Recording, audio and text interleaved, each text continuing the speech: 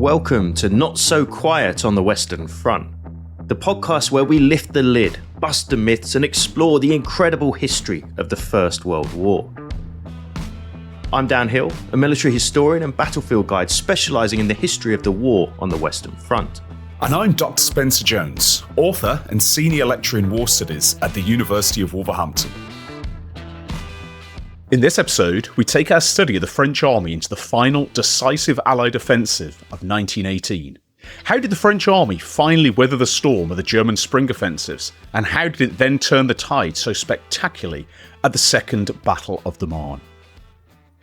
Well, hi James, but not hi Dan, because listeners, Dan is currently far away. He's actually on the shores of Gallipoli studying the battlefield there, which is a little bit of a sneak preview of what we'll be covering on the podcast in the future. But that's left James and I to continue our discussion of the French army. And frankly, James, I think Dan's missing out on one of the most fascinating and perhaps one of the most spectacular victories the French army ever wins, because we're going to be looking at the Second Battle of the Marne and the turn of the tide. And certainly in the English-speaking world, in the study of the First World War, there's a lot of talk about the British Army in the 100 Days, and that this is a spectacular period for the British Army, a spectacular victory that deserves to be better remembered.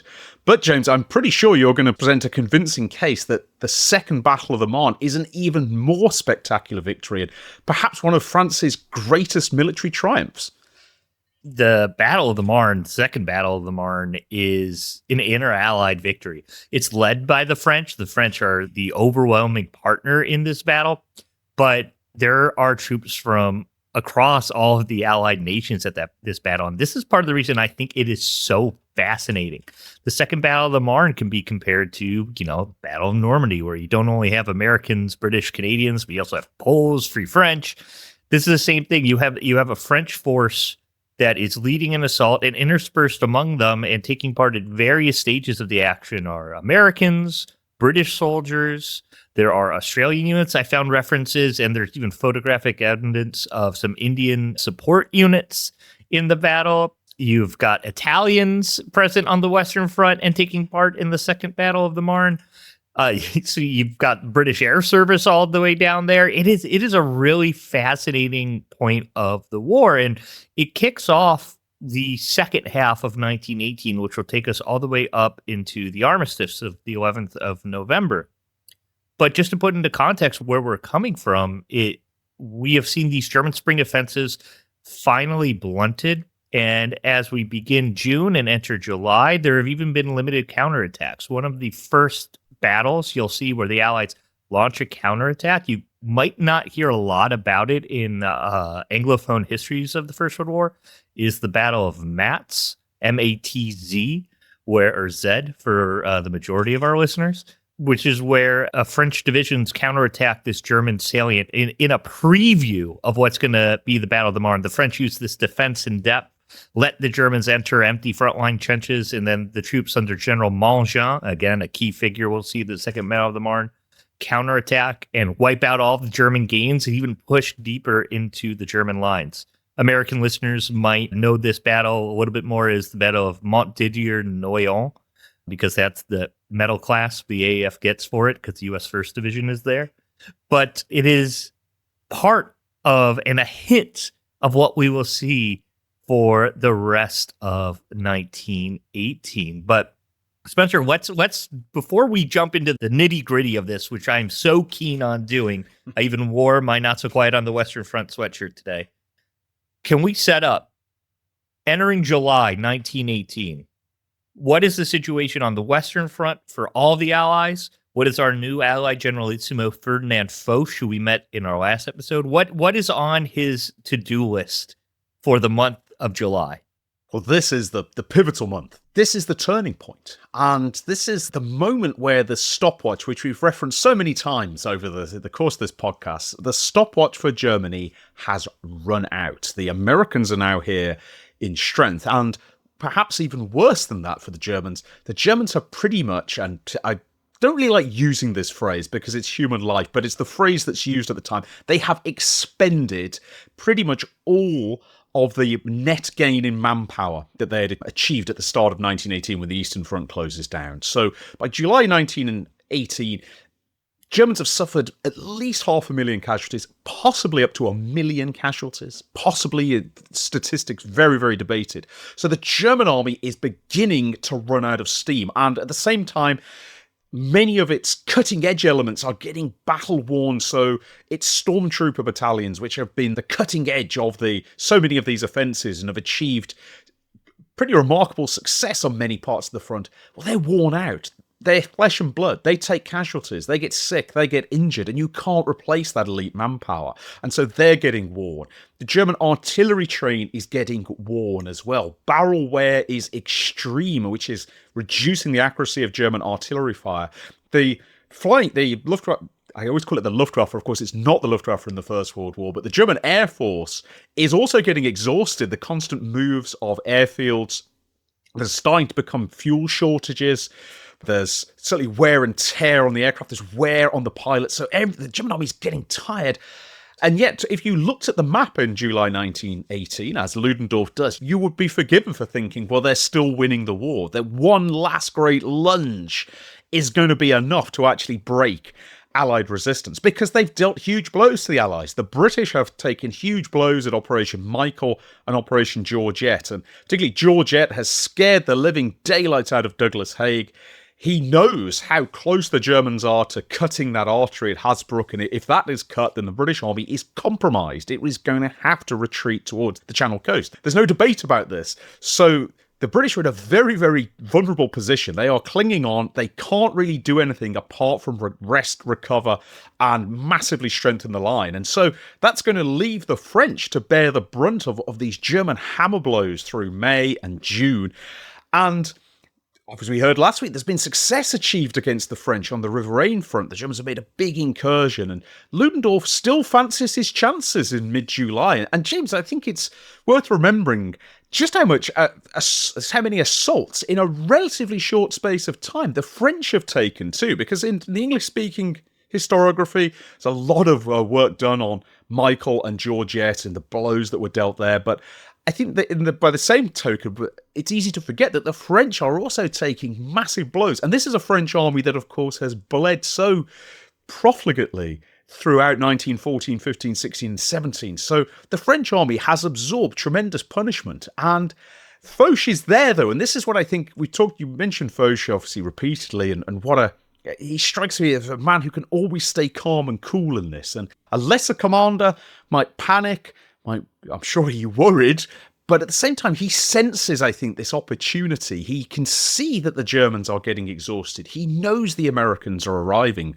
in strength. And although there are tensions within the Allied command, particularly the British don't say, well, we can't really support you with much. We were hanging on by our eyelids around Ypres. You're going to have to do it on your own. Foch, I think, knows that the moment is approaching when he can snap back into a counterattack whilst the Germans are vulnerable. And he's a perceptive observer of this. And his sense, I think, that the Germans are weakening is not necessarily shared by Douglas Haig, who is very shaken by these offensives. And I think that's testament to Foch's skill as a commander. He's got that ability that we often associate with great commanders. He can just sense when a battle is on the brink of turning. And whereas Ludendorff is thinking, one last lunge and I'm going to do it, Foch, James, well, he's thinking, bring it on, and we're ready to counterpunch you the moment you do it. And you're exactly right, because that's exactly what happens. The Friedensturm, the peace offensive, which the Germans are aiming for on the 15th of July, which will cross the River Marne, much like they did in 1914, but this time crush the Allied defenses in front of them. The Allies know about it. This isn't the first time the German deserters or prisoners are captured and spill the beans, as it were, regarding the German offensive. It happens at the Battle of Amiens, and it is going to happen here. But to your earlier point, I want to quote the late, great English language historian. She was Australian historian of the French army, Elizabeth Greenhalgh, because I think she sums it up very well in her Cambridge book on the French army in the First World War. By now, mid-July, France had borne the brunt of 5 German offensives. After sending 47 divisions to support the British front during the first 2, it had received, by comparison, minimal British and American support in resisting the last 3. The fighting during the period of March to July 1918 cost the French army almost 400,000 casualties, of whom 187,749 had been killed or had disappeared, many of them taken prisoner. So, as you say, the French army is dealing these blows and turning them around, hitting the Germans, holding them off. And the 15th of July, 1918, the beginning of the Second Battle of the Marne begins with this German offensive that the Allies have anticipated. And the Germans run into a whole lot of nothing. And that is exactly what the Allies want. They are going to be entering empty, for the most part, frontline trenches, tiring themselves, having used all of their ammunition in their bombardment on these frontline trenches, which are in fact empty, then running into strengthened positions in the second and third line of the Allied defense. In the Champagne area, the Germans are stopped cold by the French and Americans serving in General Gouraud's Fourth Army. Fascinating character, as hopefully Dan doesn't return from Gallipoli in the same state that General Gouraud does. He comes back with both of his arms. But Gouraud is one of these interesting figures, this red-bearded guy, so I can sympathize, who becomes one of the key battlefield commanders of the French army in the second half of 1918. His forces outright stop the Germans. You see the American 42nd Division alongside some of the more elite divisions of the French army fighting there. Further west around Chateau Thierry and the Marne River itself, there are instances of a little bit of panic. And this is because some units, hint, hint, wink, wink, the Americans, have left men in the frontline position. They're like, why the hell will we give up our first line? Then we're going to fight tooth and nail for every single part of the line, just like you guys told us that's what you did at Verdun. We're going to copy you. And they pay for it. The famous Rock of the Marne Division, the 3rd Division, which I'm very sympathetic to because my First World War ancestor, my great uncle, served in the 3rd Division during the war, is one of the members of the Rock of the Marne.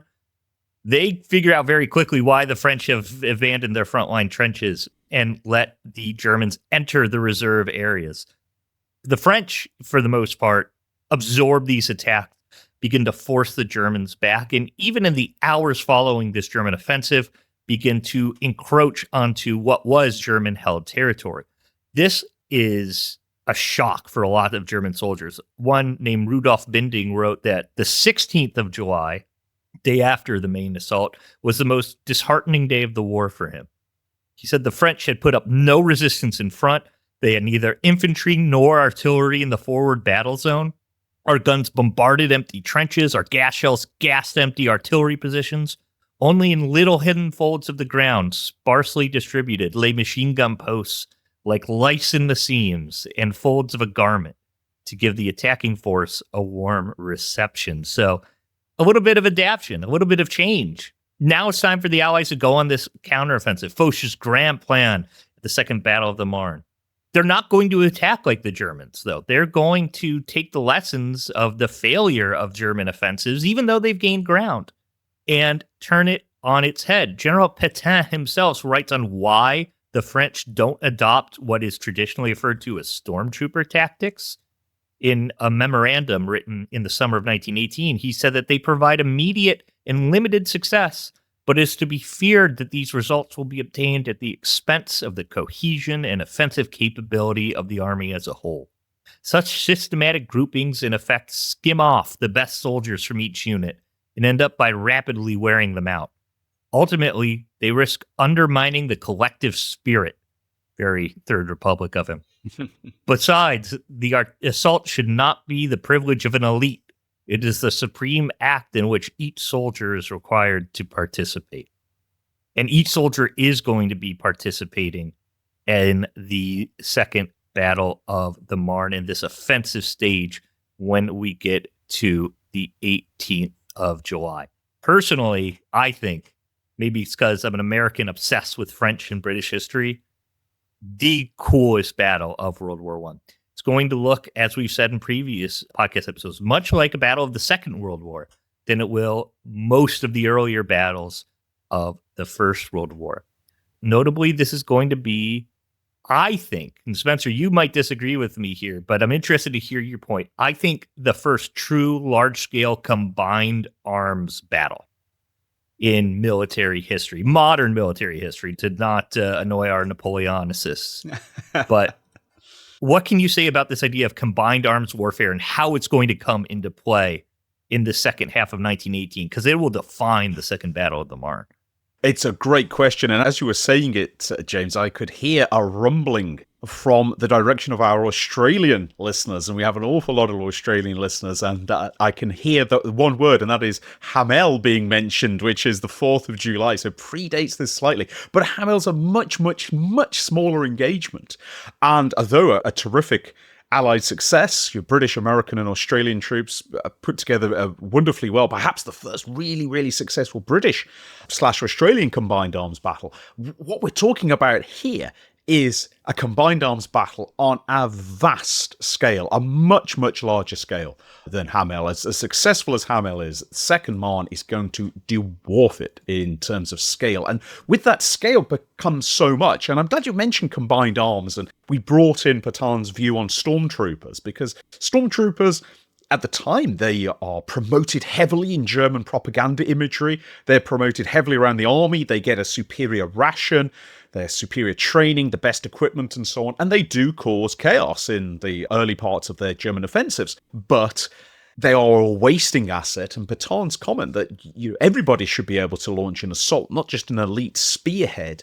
In a way, that's what the French put into practice with combined arms. And this is combined arms in a way that the Germans simply cannot carry out, because the Germans do not have a significant armoured force.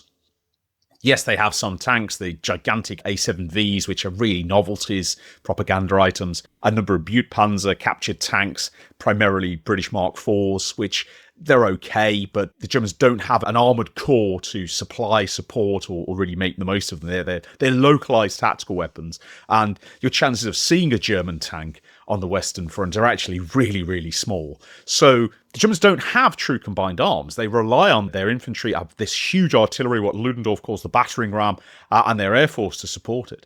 But the French can bring not only infantry, artillery, and their air force, they can bring a significant armoured branch to this, including, of course, the celebrated Renaults, the first tank with a revolving turret. You've also got some of the heaviest stuff, the Saint-Chamons, which are really, I suppose we describe them as a self-propelled gun, because they've got a whacking great 75mm in the hull. The biggest gun carried by any tank in the First World War. The French can bring a mechanised element to this, which is not being seen in this type of open warfare in this fashion. And it bears comparison, it really does, to the battles of the Second World War. It looks a lot more like 1940, or even, as you say, James, 1944, than it does 1915, 16, or 17. And what fascinates me, and it's interesting for the British too, but we can apply it to the French. You mentioned previously the Michael Goya quote in an earlier episode that the French army has been a trench army. All it knows is trench fighting. And it has been involved, of course, in colossal trench battles. And suddenly, it has to transition to a type of warfare that has not been seen before. It's simply impossible in 1914. You just don't have the technology. You don't have the aircraft. You don't have the tanks. You don't have the quantity or quality of artillery. The army, the French army, which, as you've said, has absorbed these massive blows, taken them, and now snaps back into a counterattack using all these modern elements. And it uses them so effectively. And James, I wonder if you could sort of, do you have a view on how does the French army do this? What's the key to the French ability to combine all these ingredients into modern combined arms warfare? They realize very quickly that there's an importance of liaison. Something that I have not been able to find any reference to in Anglophone histories, but is spoken about throughout French unit histories, is how specific units train with each other. So, for example, you will find aviation squadrons, you will find tank units that are specifically assigned to specific infantry divisions with their own organic artillery formations. So these guys are used to working with each other. When it comes to French tank units, which are going to support the Americans bring no tanks of their own to the Second Battle of the Marne and won't for the majority of the war. It's a fresh experience, and they don't really know how to work with each other. The French tankers know what to do. The American infantry doesn't know what to do to support the French tank and use their support. So you have these units that are integrated with each other. You also have this available on an inter-allied level. The Second Battle of the Marne, many of the divisions that are going to take part alongside, say, American units, British units, Italian units, have liaison forces that are used to integrate and work alongside one another. You, of course, have French liaison officers with all of these units, much like you'll also have British, American, Italian liaison officers with the French supporting units.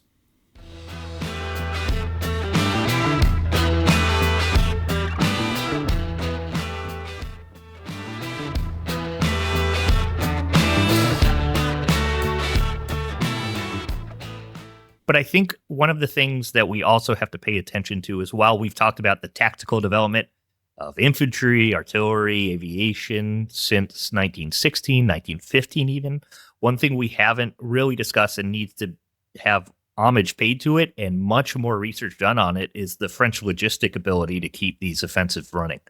You were mentioning the tanks. French production lines have spurned up massively, to the point that most French tanks that are used in 1918 are present here at the Second Battle of the Marne. And they're putting out multiple different types of tanks. They're giving them to the Italians, to the Americans, to the Romanians, I should say, off the Western Front. They're giving them heavy machine guns, aircraft.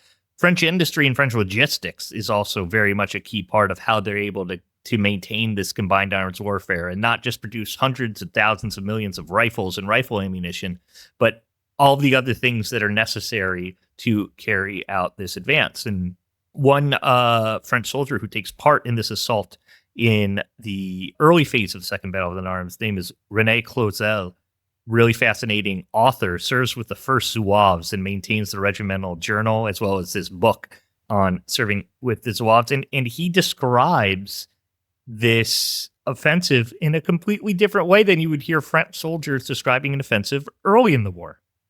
And I think it really sums up just this rapid change. In attacking near a position near Villers-Cotterêts, which is in the Soissons area of the salient, we're approaching the crest, which our 75s are pounding.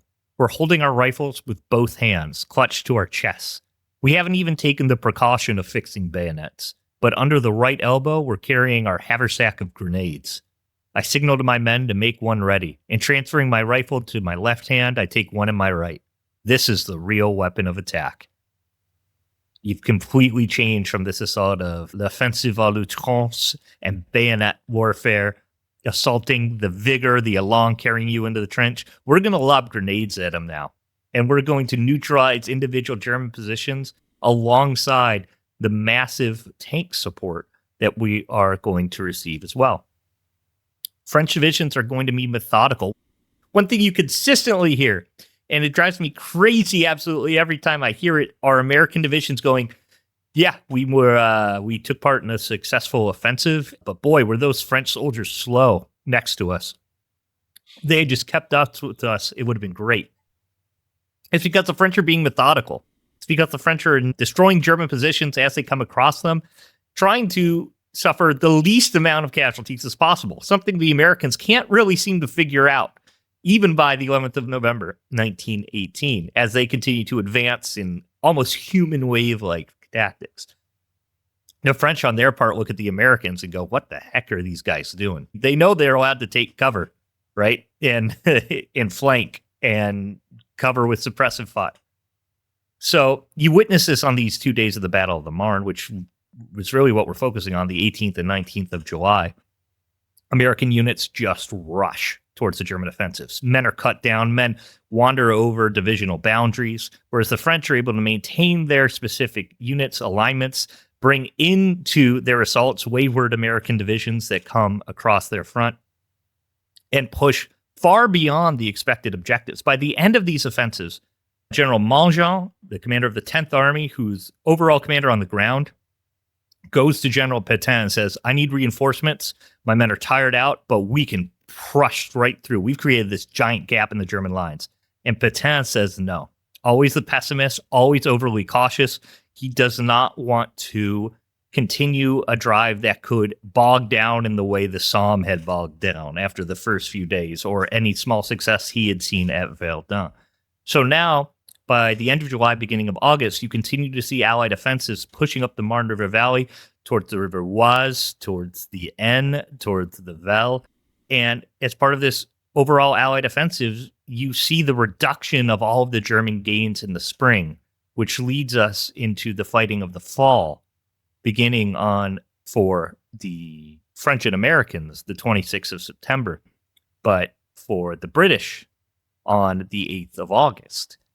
And I think we should hit on the Battle of Amiens here. I think we said both of us were actually at the 100th anniversary of the Battle of Amiens. And it was an international affair. And I think it references and is a good a starting point for us to talk about this battle and the Allied offensives going from the end of July into September, because as I've said many, many times, French are there and they're a huge part of it. But can you bring us through August and then into these other offensives, even farther north on the front than the Marne? Absolutely. And just to reference listeners, if you weren't there in August 2018, then consider yourself a little lucky, because it was an absolutely blistering heat wave. The most intense heat wave that Europe had seen in many years, and it just happened to be taking place in August 2018. And I remember James being crammed into the sort of commemoration ceremony in a suit and tie, and I was glad it was a dark suit, because otherwise I think I'd have looked an absolute state. And everybody was sweating and everybody was sort of gritting their teeth through it. It was quite an experience. So a great event, I have to say, but I'll always remember the heat wave. And interestingly, of course, in August 1918, it's very hot as well. And not quite as hot as 1914 and the Great Retreat and so on and so forth, but it's seriously hot, which means clear blue skies a lot of the day as well, which is going to put the German Air Force under huge pressure, because the RAF, the Royal Air Force, is really trying to take control of the skies, and is largely succeeding, because the Germans don't have enough Air Force to cover all parts of the front now. They happen to shuttle around their available Air Forces, getting intercepted, getting more and more Allied fighters appearing. And that allows the British to really conceal what is a pretty spectacular build-up that is going on around Amiens. And the British have brought together their elite assault corps, the Canadians and the Australians, wide selection of British divisions, some American troops as well. They built up a staggering tank park, which with over 500 tanks are going to be deployed at the Battle of Amiens on the 8th of August, the biggest tank deployment the British Army has ever made.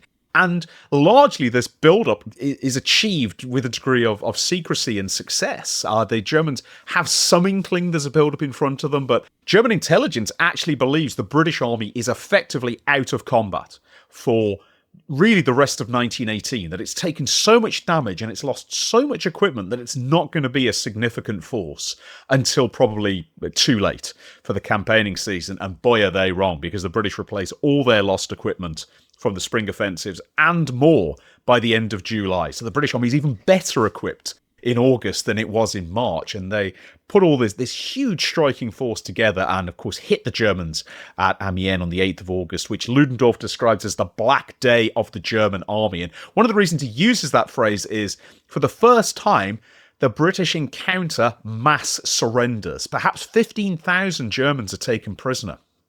And there is clearly a collapse in the position. Now, Ludendorff perceives this as morale has gone in the German army. There's all kinds of wild allegations that Bolsheviks have infiltrated the army, that the Bolsheviks have come from the Eastern Front and they're spreading sedition. Now, there is some truth in this, but that's not the reason why so many Germans get captured at this battle. The reason is, in many ways, it's a Second World War battle, or Second World War offensive inflicted upon a First World War defender, because the Germans are still trying to defend largely in the way they've done all through the war. Their position is a lot shakier than the Hindenburg Line or the Western Front, which of course had the benefit of years of work. These are more in the manner of field entrenchments rather than fixed positions. And they're hit with a massive combined arms offensive, surprise bombardment, huge tank assault, infantry assault, low-flying aircraft buzzing them and striking airfields in the distance. And the German front collapses, German units get cut off, they get surrounded, they're forced to surrender. They've got nowhere to go. No counterattack's going to relieve them, and they can't get free, so they get rounded up as prisoners instead. And The fighting gets harder. The British outrun their artillery support, but crucially, the British then close down the offensive. They've learned a lesson rather than just push, which has been Haig's mantra through 16 and 17. This time, he closes it down with about 10 miles gained and a huge blow struck upon the German army. And this, in some ways, is a signal for the British army to begin. It's not given a term, really, but it's effectively a general offensive, with offensives slowly rippling their way north along the Western Front, from the Somme Front, from the Amiens Front, moving further upwards around the Arras Front, and then right up to the Ypres Front as well, where, although it's officially it's a Belgian operation, King Albert of the Belgians is in charge of it, it's really a British-led operation to start clearing out the Ypres salient. And so the British are launching these coordinated offensives at different points on the German front line. And really it boils down to that the Germans are now being driven back from their gains, and Ludendorff has got one card left in his hand, and he thinks, well, if we can get the army back into the fixed defences of the Western Front, especially the Hindenburg Line, this formidable defensive position, if we can get back there without losing too much, we can dig in, the Allies are going to butt their heads against this position. We can outlast them until the autumn. Then the weather's going to change. The Allies aren't going to carry out a major offensive in the winter. We'll get to 1919 and we'll see what happens. We'll just survive. Stand fast, hold fast is the order of the day. And all this is going to come to a head in September, when eventually the Allies reach the Hindenburg Line and start to reach these fixed German defences. And we've covered the breaching of the Hindenburg Line from a British perspective in our 100 Days episode. But James, this is about the French. And I think English-speaking listeners probably know a lot about the British, the American offensives here. What are the French doing in September 1918? How are they contributing to this Allied offensive? And what role does Foch have in coordinating it all? For the first time in the entirety of the war, you see that the French don't hold the majority of the front, a wide majority. They're still there, but by the points the Americans and more reinforcements from Britain and its empire arrive, the French front is slowly shrinking. They're present at all of these major engagements, and they're on both sides of these Allied offensives, I should say. You mentioned the fifth Battle of Ypres at this point. There are French divisions still in Flanders fighting as part of this offensive, and will continue well beyond the old line of the Ypres salient as the Allies push further east. They're also going to be in Champagne. We talked about the Meuse-Argonne offensive. If you saw the Battle Guide virtual tour I did years ago with Dan, the Meuse-Argonne offensive is a combined Franco-American offensive. Overall, led by Pershing, and these efforts at the insistence of Foch, who is coordinating all Allied offensives up and down the front line. But while you may have American infantry attacking a specific position, say at Montfaucon, at Varennes, in the Argonne Forest, they're all being supported by French tanks, French artillery, French aviation. And if it is American aviators, American artillerists like my great uncle, or American tankers, they're using French equipment. The AEF does not fire a cannon made in the United States in the entirety of the First World War. They don't fly an aircraft made in the United States for the entirety of the First World War. So you have, again, this logistic as well as physical presence of French forces. The French Fourth Army will be attacking in Champagne on the same day that the Americans go over the top of the Meuse-Argonne.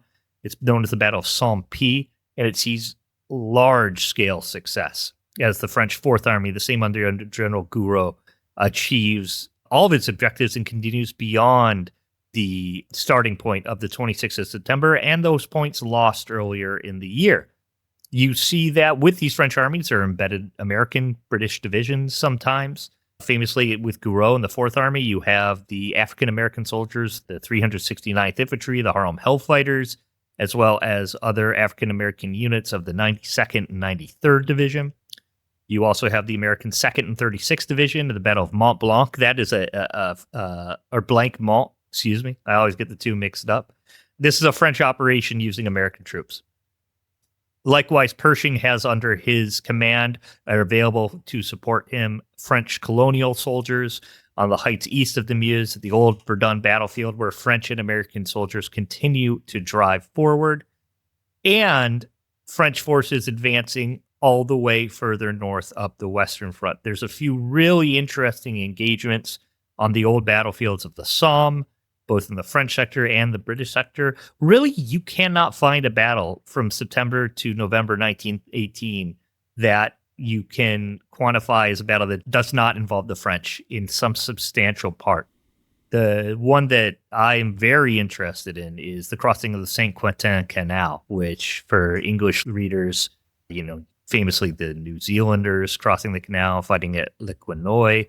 You've got the unfortunate death of Wilfred Owen, the poet, but French forces are there as well, and you find French mountain troops of the 47th Division crossing the canal next to British soldiers, and again, trying to establish this liaison as they form specific assault elements.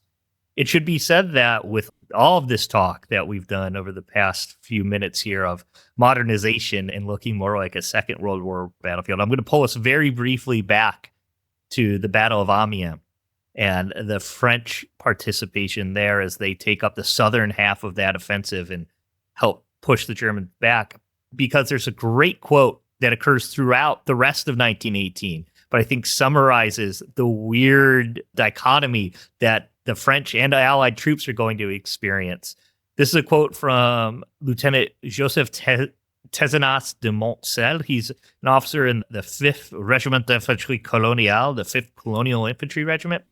And he brings us a little bit back into reality that the First World War is a modernizing force, and there's still hints of the 19th century here.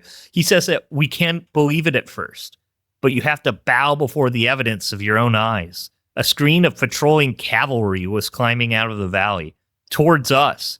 The spectacle was greeted by stunned silence, but it didn't last long. A few hundred meters behind the horsemen came lots of narrow infantry columns climbing the slopes we conquered yesterday. Behind them, columns of artillery and lorries were appearing from all sides, snaking across the countryside using every possible route. It gave a sense of order and power. It was like a flood tide, accompanied by the roar of airplanes. What a perfect just quote to talk about the modernization of the French army and of the First World War in general, as we take both this modern power of 20th century industrial might mixed with the fact that they're being led by cavalry patrols. There are French cavalry charges. The Second Battle of the Marne, famously French lancers, are noted to have advanced in the Second Battle of the Marne and throughout the rest of the war. There are great photographs of Spahis, French North African cavalrymen, working alongside French infantrymen, moving through the Argonne forest towards Sedan, through the plains of Picardy and Flanders. So it is this quintessential mixture of warfare that we find in the First World War, pointing us towards the future with this hint of the past in it.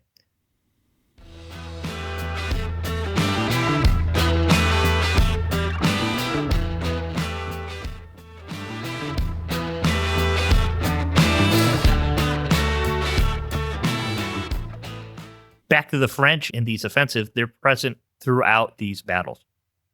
The Americans will come up against the Meuse River by the beginning of November and actually shift to let the French be the first forces that enter Sedan.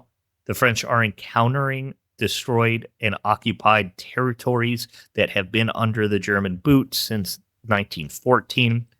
Liberation ceremonies are starting to occur in many of these towns.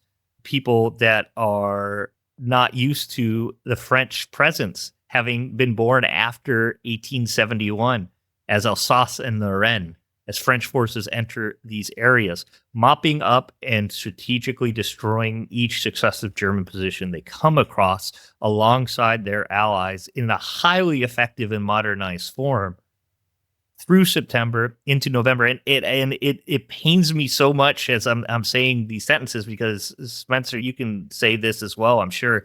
Each one of these very small sentences and actions I'm referring to could be their own podcast series. And we're just highlighting this. We got to cover all of it. But as the French advance, we get into November, the die is really cast. German representatives come across the lines, and we begin to hear rumblings of a cessation of hostilities.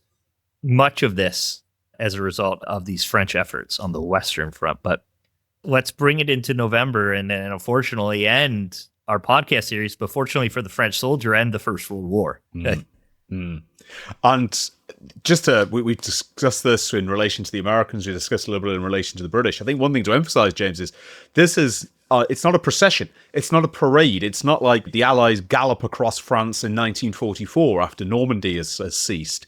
This has elements more of the advance into the Rhineland in late 44. There are pockets of very determined German resistance. And although the German army is clearly crumbling, there's widespread disorder in the rear areas in particular, looting, violence amongst soldiers to each other. The discipline's starting to crack. The German army never completely crumbles. There's always enough people who are just through a combination of just sheer bloody-minded professionalism, nationalism, determination, commitment, who can put defences into position. And a single German machine gun can inflict an awful lot of damage before it gets overrun. So this fighting is actually quite bitter, and there are moments where sharp casualties can be inflicted. And certainly from a British perspective, there's some commentary you see from British soldiers, which is to the effect of, well, why don't the Germans just give up?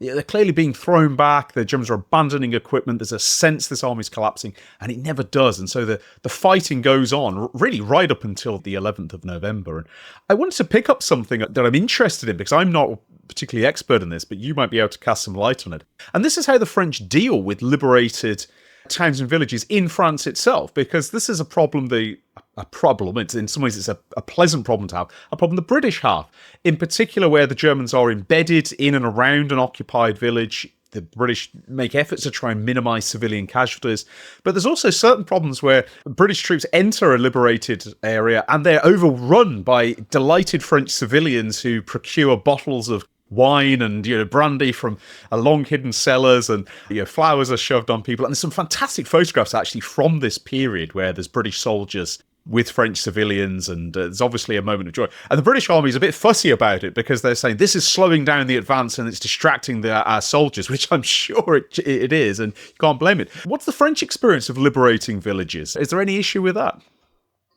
Yeah, it's very much the same, and it's a sense of rejoice in liberation. I wouldn't say it's in the same sense that you see in 1944, 45, but the French celebrations and this outpouring of support is when you enter the territories that Germany had seized at the end of the Franco-Prussian War. So for a large percentage of these populations, they had not once experienced living under the French Third Republic. So there are large celebrations, there are large-scale, propaganda moments, photograph moments. But for the most part, a lot of these French small towns and villages had witnessed nothing but desolation for the past 4 years. So in many of these spots that had been part of France in 1914 and had had time before the German invasion to mobilize, the men are still gone. It's a sense of relief more than jubilation for a large part of these French areas that end up being liberated by the French army. Obviously, you do have that problem of civilians coming out and disrupting the military operation. But again, the majority of these major cities have seen significant damage and many civilians have left. But that is not to say that there isn't that same source of celebration for other parts of the line. It's really a situationally dependent time, and the majority of photographs, the majority of tricolor waving photographs as French soldiers march in ranks into a town are taken in the days after the armistice, as the French army enters towns like Strasbourg, as they liberate Sedan and these other key major towns that have been under German occupation. I think for the vast majority of French soldiers, liberating a town is really liberating a small town that might have 20 or 30 buildings in it and has been pockmarked and has shell holes. The civilians are gone. Some of the men, if they weren't mobilized, have been sent into Germany for forced labor. So there is a slow and sure sense of release that turns into jubilation combined with mourning once the guns themselves have fallen silent.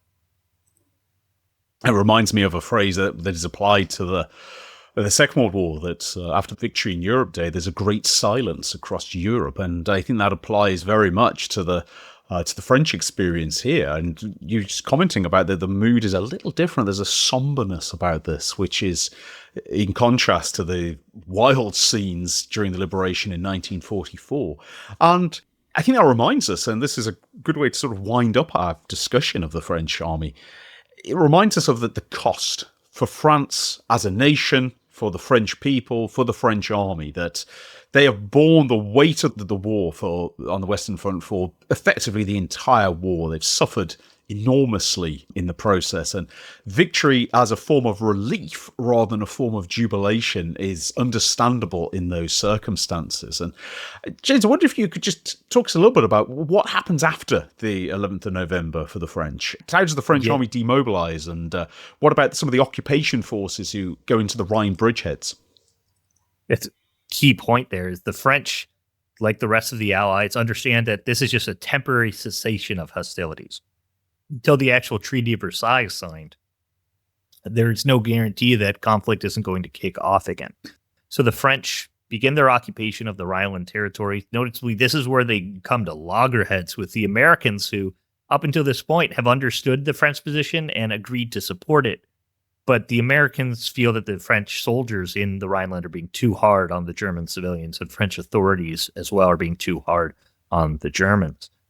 The demobilization of the French soldiers, once it's understood that there's going to be an occupation duty and you need troops to maintain that, as well as the standing French army, is going to be done by classes. So at the end of November of 1918, you're going to see the first level of demobilization, and these are those soldiers who are of an older than reserve age. So 32 years old and up are going to be the first soldiers who have a chance at demobilization. Once you start to hit the younger classes, again, these recruitment classes, you see other mass demobilizations in April of 1919, and then finally in the summer of 1919. But they're not doing away with their mandatory conscription and 3-year service. So they're still calling up classes for their regular military service, which now doesn't just include your peacetime garrison with your regiment and going to reserves. For a lot of men, it means occupation duty in Germany. So there is this new interwar experience of the French soldier, which will change. But much like the British soldier, the average demobilized French soldier is going to be returning to his home, whether that be in the countryside or in the cities. There is a government-issued set of civilian clothes that soldiers are going to receive, and then they're sent off to go about their lives. If for the majority of them, it's not a simple return. Alcoholism becomes rampant through France in the 20s and 30s, and it's directly linked to the experience of the First World War and the amount of alcohol consumption the French soldier undertook during those 4 years of the war. It brought back with him to the civilian world. There's going to be mass unemployment in many stages. You're going to see the French soldier turn to organizations of veterans to try to support themselves, many of them becoming politically active.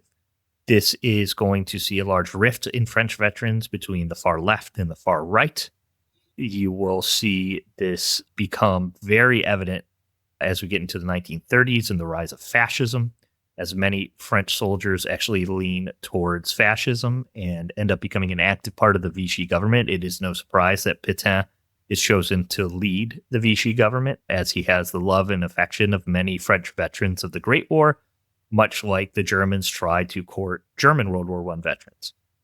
On the other hand, you've got members joining trade unions, going into these very politically turbulent times in France in the 1920s and 30s.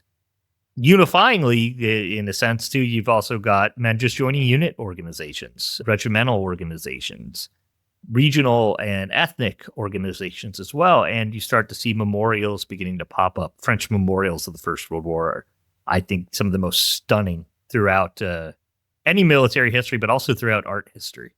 And you see France sort of just enter this time of trying to figure out who it is again.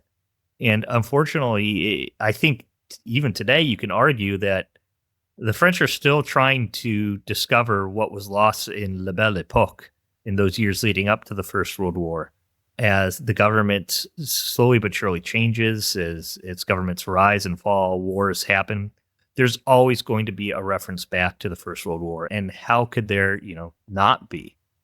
1.3 million dead over the course of the war, 8.3 million under arms, 16% of the male population killed or wounded. If you look at birth rate charts and death charts from France, even into this year, we're recording in April 2025, there is still a noticeable decline because of the First World War.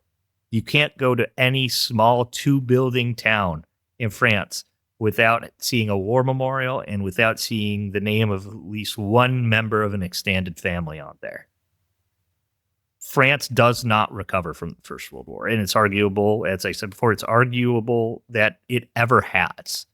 And it is something that I think is keen to keep in everyone's mind in the English-speaking world when studying the First World War, that for us in the United States, for listeners in Britain, Australia, New Zealand, wherever you may be, Canada, the experience of the First World War is able to be left by those who don't take part in it in many of these countries. You can go to a Remembrance Day parade, a Memorial Day parade. You can possibly go visit the battlefields if you've got the ability to do so, which even to this day remains hard for the majority of people. But the French have to live among it for well over 100 years now.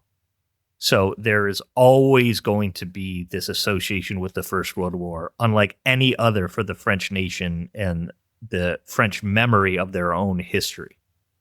And I think that is one of the key lessons of what happens and one of the key stories to tell of what happens when the guns fall silent and the soldiers come home in one very long-winded way, Spencer.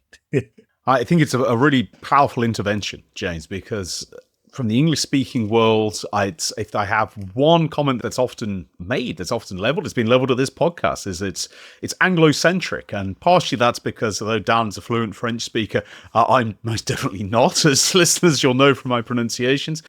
But inevitably, we do tend to focus on the English-speaking experience, British, American, Commonwealth, and so on. And you made a great point there, James, that for the English-speaking world, this is a place that is visitable, and it's something that is distant. It is something that is a historical event that can be debated and its meanings and its values discussed. And Gary Sheffield's very, very influential book, Forgotten Victory of the early noughties, sort of captured a lot of this mood that, for Britain, politically, if not necessarily in human terms, the First World War is a victory. That Germany's defeated, France is left unoccupied, Belgium is obviously its independence restored, and yes, human cost astronomical, economic cost enormous, and so on. But Britain achieves its political goals, and although it has its problems in the 20s and 30s, it continues it then in the Second World War. Of course, Britain is not invaded, Channel Islands aside, and goes on to achieve victory alongside the Allies in the Second World War. So the view